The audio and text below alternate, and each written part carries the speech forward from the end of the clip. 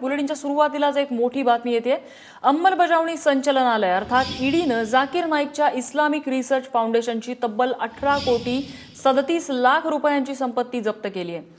30 डिसेंबर 2016 ला ईडीनं जाकीर नाईक आणि इस्लामिक रिसर्च फाउंडेशन विरोधात गुन्हा दाखल केलेला होता। गणेश ठाकूर आमचे प्रतिनिधी आपल्या सोबत अधिक माहिती देत आहेत। गणेश, कोणकोणती ही संपत्ती आहे आणि ही कारवाईबद्दल अधिक तपशील काय मिळतोय?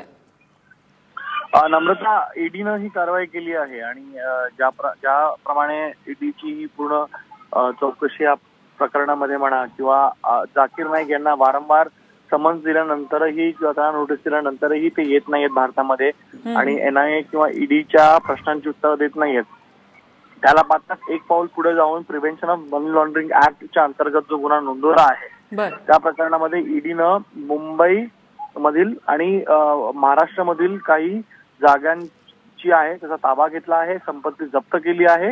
18 कोटी 37 लाखांची संपत्ती आहे आणि या कारवाई करण्यामागचं उद्देश म्हणजे जाकीर नाईकवर प्रेशर बनवण्याचं। त्याचबरोबर चौकशीमध्ये हे समोर आलंय की ह्या ज्या प्रॉपर्टीज आहेत, या संपत्ती ज्या आहेत त्या फॉरेन फंडिंगच्या मार्फत घेण्यात आल्या होत्या इस्लामिक रिसर्च फाउंडेशनने आणि त्याचं जी अकाउंटेबल सोर्स जो आहे इन्कमचा तो समोर येत नाहीये आणि म्हणूनच संशय आहे की फंडिंग जी आहे ती अशा सोर्स कडनं आली आहे ज्यांचे दहशतवादी म्हणा किंवा इतर कृत्यांमध्ये जे सामील आहेत त्या संघटना आहेत आणि यासाठीच ह्या प्रॉपर्टी जप्त करण्यात आल्या आहेत आणि फक्त सुरुवात आहे नम्रता।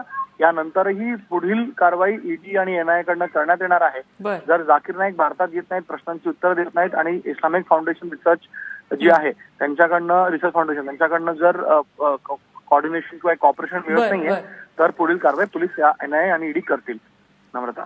बर, म्हणजे जाकीर नाईकच्या विरोधात फास आणखीन आवळला जाण्याची शक्यता आहे। जाकीर नाईकला समन्स बजावल्याची सुद्धा माहिती मिळते, त्याबद्दल काही अपडेट्स?